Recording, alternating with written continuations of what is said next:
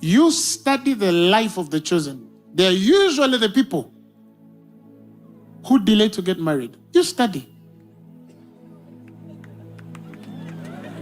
Now, no, some of you might be dealing with generational things. You have a hindrance in your family line and you think you're chosen. But this is true. This is true. This is true. You study the chosen. They usually delay a bit to get married. I cannot say that it's the truth for everybody,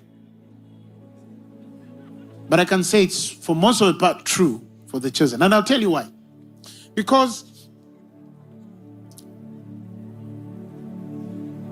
you may never know the danger of getting married before discovering who you are.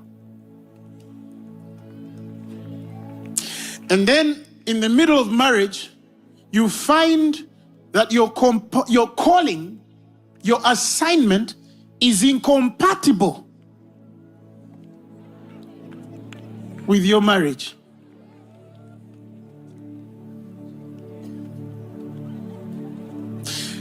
You see, some of you think that because you went before a priest, it means God was in it. You can't twist the will of God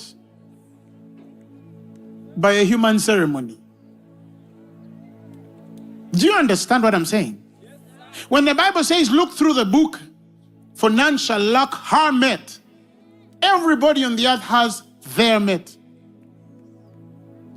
And in some instances, it might not be that there might be an incompatibility necessarily because the person is not the one you're supposed to marry,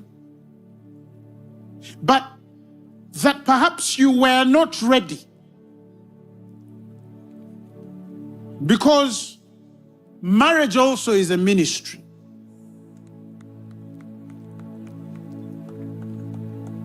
And God has to wait for those two things to synchronize. Your assignment to have the maturity and be ready to take on what God has placed on your life, but also the ability to function as you're expected in the ministry of marriage.